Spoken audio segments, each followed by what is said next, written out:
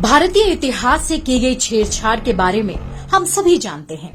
वामपंथियों ने बड़ी सफाई से इस्लामिक आक्रांताओं और मुस्लिम शासकों के खूनी इतिहास को छिपाकर सिर्फ उनका महिमा मंडन करने का काम किया। मुगलों का महिमा मंडन करने में सबसे बड़ा नाम हमारी आंखों के सामने आता है देश के प्रथम शिक्षा मंत्री मौलाना अबुल कलाम आजाद का, जो कि खुद एक मदरसा छाप थे। इसके अलावा उनकी शैक्षणिक योग्यता कुछ भी नहीं थी। अगर आपको विश्वास नहीं होता है तो कभी इतिहास के पन्ने पलट कर देखिए। मौलाना अबुल कलाम आजाद जैसे देशभक्त के पीछे एक राष्ट्रद्रोही दिखाई पड़ेगा।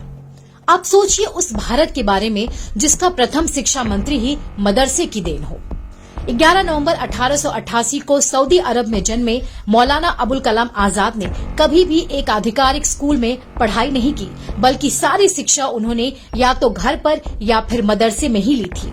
ऐसे इंसान के हाथ में देश की शैक्षणिक व्यवस्था सौंपकर प्रधानमंत्री जवाहरलाल नेहरू ने साफ कर दिया कि वे वास्तव में देश के लिए कितने चिंतित थे। अगर आज देश में गुरुकुल के अस्तित्व पर प्रश्न चिन्ह लग चुका है, अगर आज देश में अपनी संस्कृति पर गर्व करना पाप और उसे गाली देना फैशन है, तो ये सब मौलाना अबुल कलाम आजाद की देन है।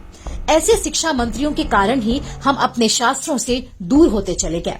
मौलाना अबुल कलाम आजाद ही वो शिक्षा मंत्री थे जिन्होंने बाबर, हुमायूं, अकबर, जहांगीर, शाहजहां और औरंगजेब जैसे आक्रांताओं के बारे में इतिहास की किताबों में तारीफों के पुल बांधे, इनकी बहादुरी के किस्से बताएं। लेकिन इतिहास के नाम पर मजाल है कि भारत की उस संस्कृति सभ्यता का गुणगान किया जिसे मुगल आक्रांताओं ने निस्तो नाबूद कर दिया था। 1947 से 1958 यानी अपने इंतकाल तक मौलाना अबुल कलाम आजाद देश के शिक्षा मंत्री थे।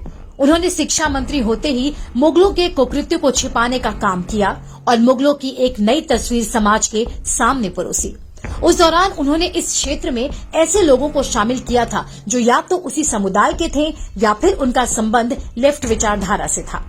इनमें हुमायूं कबीर, MC छागला और फखरुद्दीन अली अहमद जैसे लोग शामिल थे। इन सब ने मिलकर मुगलों को भारत के नायक के तौर पर उभारा। वहीं जिस तरह से मुगलों ने लगातार भारत की संस्कृति को नष्ट करने के लिए हिंदुओं पर हमले किए, उनके मंदिरों को तोड़ा, उनसे जजिया लिया, उनका धर्मांतरण करवाया, उनकी महिलाओं के साथ दुराचार किया, बच्चों को बाजारों में बेच डाला, इन बातों को हमसे छिपाया गया। लोगों को सती प्रथा के बारे में बताया गया, लेकिन 3 तलाक और हलाला जैसी कुरीतियों को गौन कर दिया गया। खिलाफत आंदोलन में अहम भूमिका निभाने वाले मौलाना अबुल कलाम आजाद को भारत में एक महान स्वतंत्रता सेनानी, शिक्षाविद माना जाता है। लेकिन हाथी के दांत खाने के अलग और दिखाने के अलग होते हैं। यही हाल मौलाना आजाद की भी थी। एक तरफ तो मौलाना आजाद हिंदू मुस्लिम एकता की बात करते थे, तो दूसरी तरफ वे एक सैद्धांतिक रूप से इस्लामिस्ट थे।